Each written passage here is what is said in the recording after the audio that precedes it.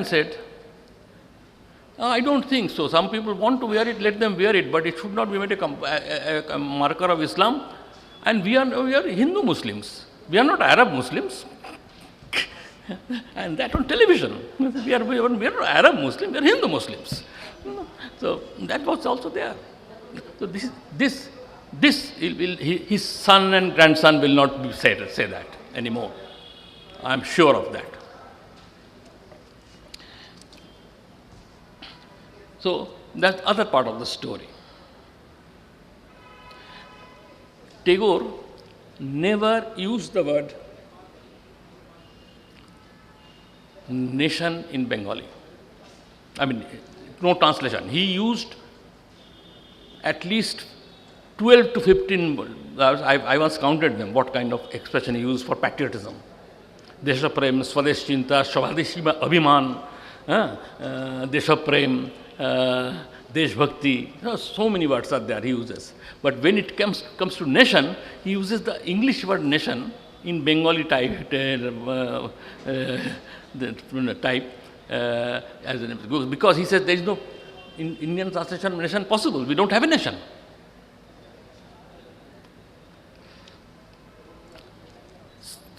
This also means that a different concept of allegiance to the state can be developed.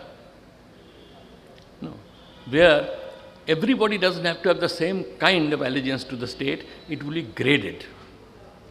And that's the way the Mughal Empire lasted 400 years. That's the longest lasting empire, double the time that British Empire. Even British understood, the East India Company understood this. One of the most interesting things, I'm not a historian, though in my introduction it was said that I am a historian. I have nothing to do with history. In fact, I am slightly anti-historical because I look at it, I look at from the clinical gaze. A doctor, when he asks you about past ailments, I'm not interested in your genuine, authentic past. He wants to know what your health at the moment is, and that is why asking. That's the different concept of past and different concept of present. The past as it is present in the present is the real past in the clinical gaze. And it is that kind of history, I believe in it. Not history, I mean that's kind of construction of the past. And in this, there is an ample examples I can give from Indian texts where you can so I can show that this is the way the mind of our works. The past as it survives in the present as past is a real past. It's memory work.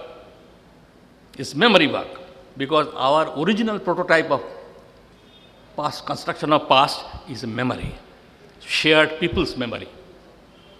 And that memory is influenced by so many things. Jati Puranas is a good example because Jati Puranas are constantly rewritten. Now you will say that is not history, but it tells me what that particular Jati, believers in that Jati Purana, thinks that their present status is as opposed to their earlier status and how it has changed. So that's another story. I don't want to make it more complicated, but that's the other, I want to say that it is not history, it is memory which protects certain kinds of diversity. My favorite example is this, that in 65 years of independent India, we have in at least 50 universities given degrees in music. People have done PhD in music, but not one performing artist has come out who has not learned from a guru. None has come out from university departments. And these gurus have never taught you from a written text. They carry the music in their head. There have been a lot of attempts to write this music following the European tradition. But none of them has lasted. Ultimately, it is the gurus who can be considered a walking encyclopedias of music or walking universities of music. And when they die, the university is wound up. That's another kind of thing. So that memory work, I call it memory work for following Freud's dream work. Dream also is Dream gives you a clue to your mind, and memory also gives a clue to your mind of what you are, your ideas. So, anyway, what I was saying, but a nation state doesn't believe in that kind of perpetuation of the past, transmission of memories through memories. It insists that there should be a history. History. And that history becomes a bone of contention because it has an authoritative history, concept of authoritative history. So, those who believe in your history think that is the genuine history. Those who disbelieve it have their own history, which they believe is their genuine history. So, there are parallel histories, and there is contest about history, because there cannot be a genuine dialogue between the two historical schools, because that is their self-definition, part of their self-definition. Your history is what history defines you in the modern world. But we were not defined by, we studied history, but we had also knew that past can be constructed in various ways. The first psychoanalyst in this part of the world, Girindra Shekhar Bose, he said our Puranas are our history. Probably because Mahabharata is called an Itihas. But that Mahabharata and that Itihas had another meaning. Now Itihas has become the translation, Bengali or Hindi or Marathi translation of history. That Itihas was not this Itihas. There was a different kind of Itihas.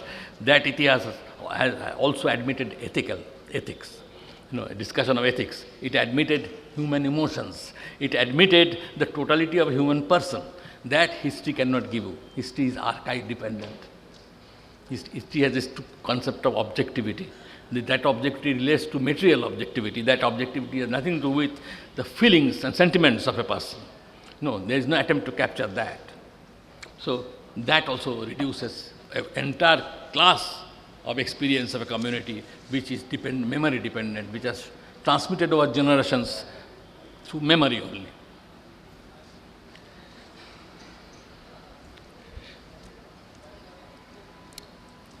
And last 5,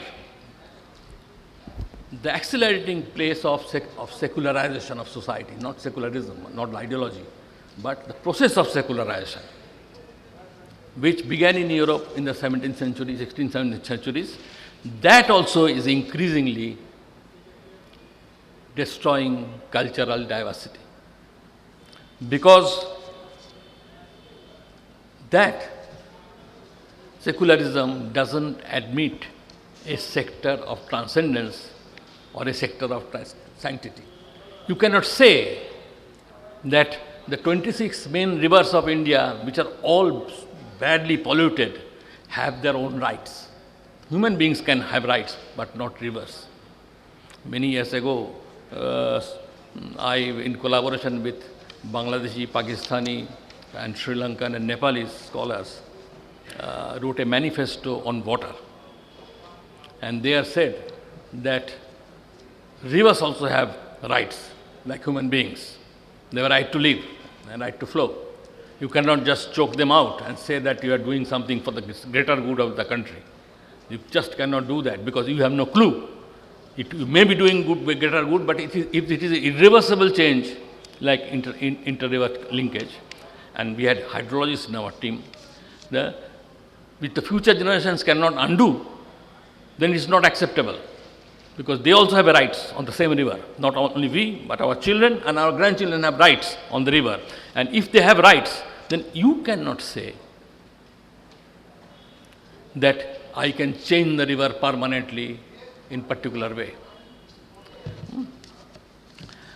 Many people found this very offensive, and they were very surprised how Pakistanis and Bangladeshi scholars could agree with this and all. But even they could agree. They found nothing insulting or humiliating to this.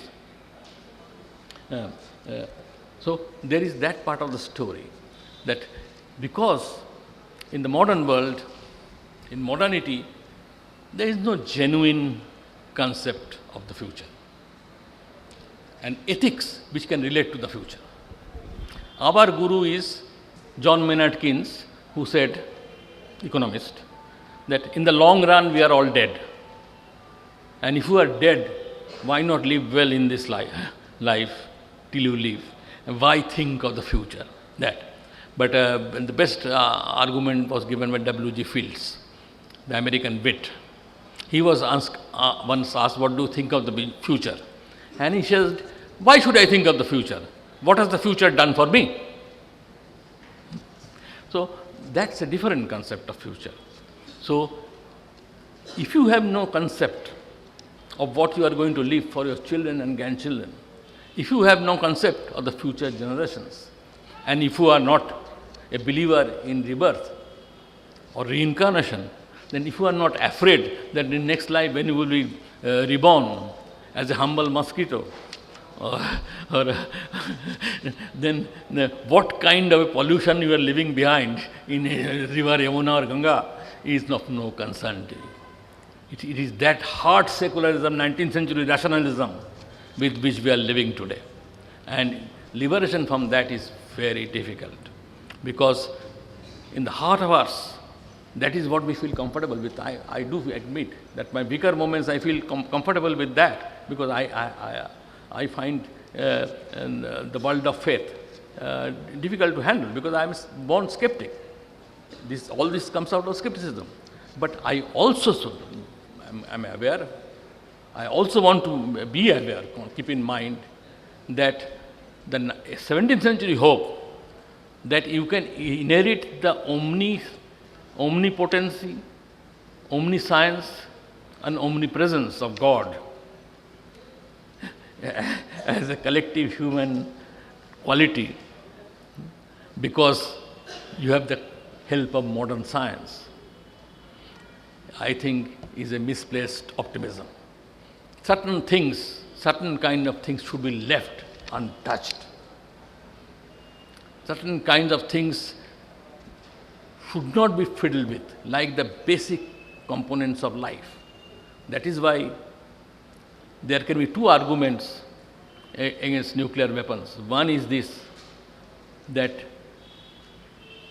it is harmful in the, it leaves its footprints even 10,000 years or 20,000 years, and that's also is a mass killing thing. Is a totally unethical to wipe out an entire city when city has done no harm for it. But the scientific hope that you can do that, you can do that, therefore you must not do this. But the other argument against this could be that the secret of life is there in the atom and the nuclei, and beyond a point you should not fiddle with it. This was Raimundo Panikkar's argument.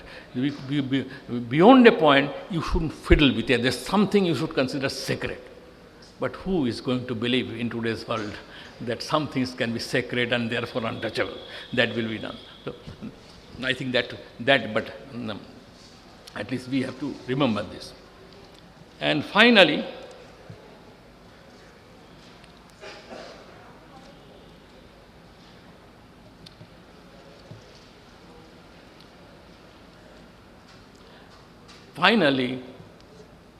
six.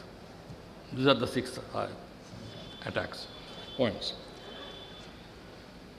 To reject all parts of culture which is not marketable, which is not, or alternatively demonstratable as objective or realistic in our terms, as useless, something that should be shed, is a dangerous myth.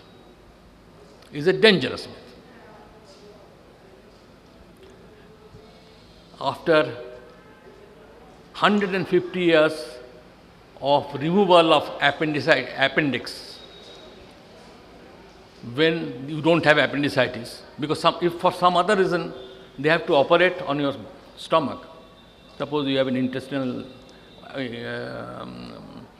problem which requires ulcer, which requires surgery, the doctor opens up the intestine, then they will automatically remove the appendix as to avoid any future problem with the appendix. Now it is found that appendix is the place where the good bacilli in the intestine reside.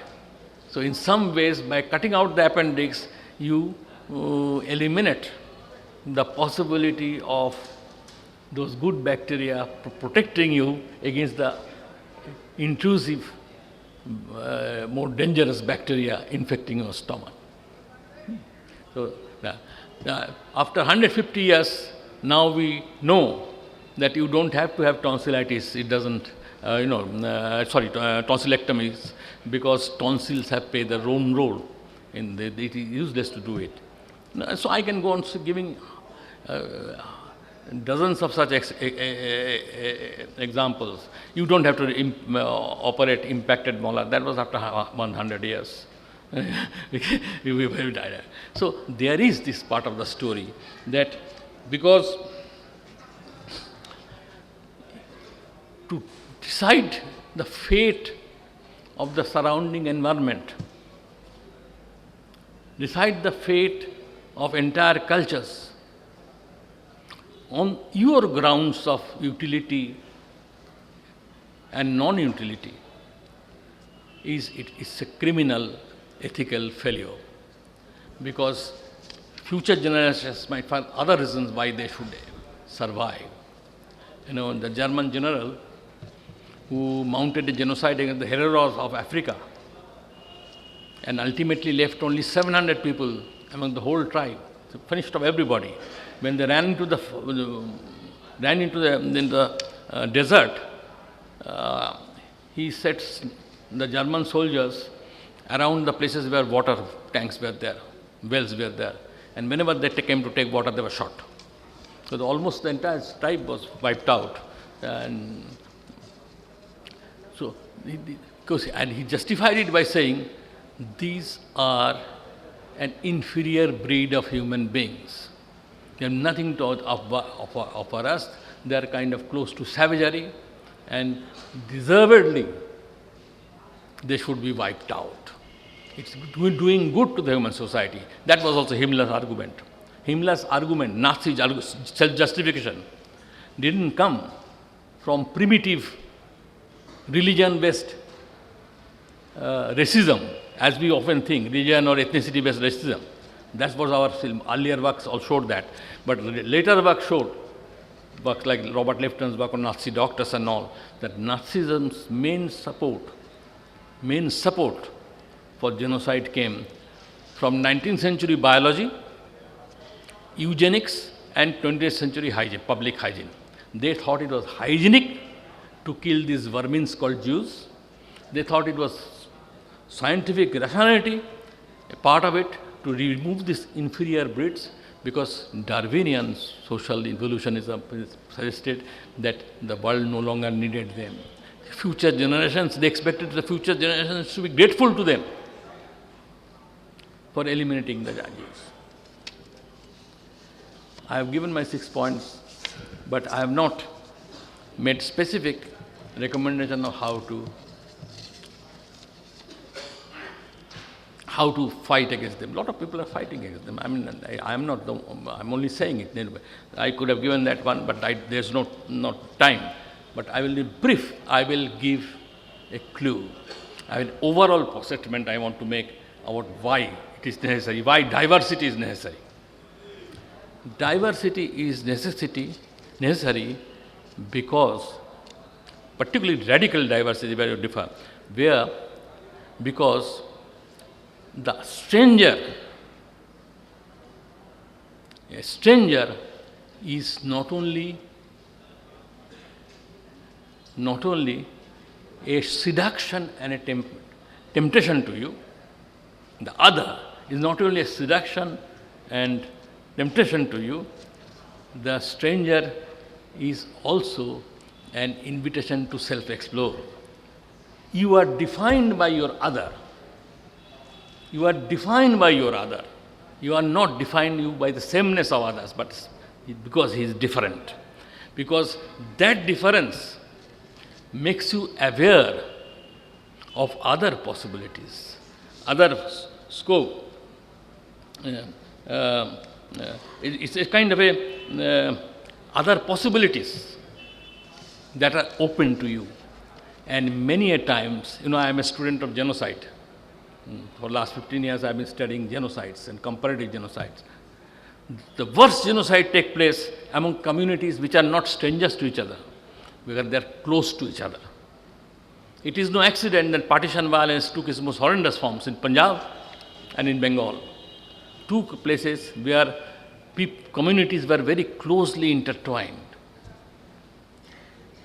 Because same thing with Rwanda and Burundi. Hutus and Tutsis could not be differentiated. A Belgian anthropologist writing a report for the government, Belgian Congo government, said that they cannot be, it's too difficult to ethnographically distinguish them. Best way to do it is this, that anybody who has more than 5 head of cattle is a Hutu, anybody who has less than 5 head of cattle is a Tutsi. That is easier. And in Bosnia, 30% of Bosnian Muslims were related through marriage to the Serbs. So when you are very close together, there is always a fear the other might sweep yourself. German Jews were the most integrated Jews. So they bore the brunt of Nazi atrocities, because there is always the fear, because that is, you are living there and you are part of Germanic self. And that means that you represent a temptation that, I see possibilities in you. And I become more nervous that if I actualize this possibility, I will not remain that German or that Christian. So there is this part of the story, that fear of losing self through contamination with other, because the other is already present within you, partly. That is where the cruelest and most horrendous bloodbath takes place. It's almost like exorcising, exercising and yourself, and that's bitterness. By killing the other, you are killing a part of trying to kill a part of yourself, because that temptation is there in you. It is also, if I as a final word I can say, that it is a bit like that if you read Mahabharata and keep your eyes open, you will find the Adivasi civilization is not a stranger to them. It is stranger and yet not stranger, because it undergirds and in dialogue with the Brahminic civilization. And that exchange defines Indian civilization. So you find the heroes going off into the other side, coming back, also marrying into each other, and coming back. And that exchange is, in a sense, is also emancipatory. Arjuna and Chitrangada, a good example. But I can give many other examples of Bhimas going to the Patal. It is that part of the story, the stranger as a part of yourself, and the fear that it generates, but simultaneously the creative possibilities open in that. That is crucial to this civilization, and not probably this civilization only, in other places. In Zapatista movement in Mexico, they have a lovely slogan, hosting the otherness of others. You come to appreciate not how the other is like you, but you come to appreciate what the other is not like you. That not like you, other part of the other, is the crucial one, because that needs celebration, because you are not that. That opens up the possibility for you. This is a very crude way of my attempt to identify why we are taken aback and fearful of strangeness, but also simultaneously attracted to it. And the clue to cultural diversity is survival, lies in acknowledging the possibilities that it opens up for us. I don't care so much about whether it helps our economic development or not, or whether, however, how much it supports our nationalism or not. Let the cricketers take care of it. But I do care that a dialogical understanding of civilization is also a dialogical understanding of self, because we are also plural selves in this society. Most Indians will be diagnosed as schizophrenics if you go to an Western clinic. We live with many selves. And I hope that the celebration of difference and acceptance of it is not something you will recognize, is not something as you must do as a moral duty, but as a clue to your own and opening up your own creative possibilities and your perhaps your deeper insights into the human society itself. Thank you very much for your patience. Sir, thank you very much for your thought-provoking lecture. I'm sure it will linger in our minds for a long time. And also thank you very much for providing us various perspectives of culture. And I, on behalf of everyone here, thank for you coming to the Sahitya Academy and for delivering this year's Samvatsar lecture and also accepting our invitation. And we expect this text to be provided to the Academy. We'll bring out as in a book form, because from the times of Agya till now we have published all the lectures. Till the last year is our Professor Balchandra Nemadeji who has delivered his lecture also we have published. So I request, so kindly provide us the text, so we'll publish soon that publication. Thank you very much. Thank you so much. Thank you every one of you.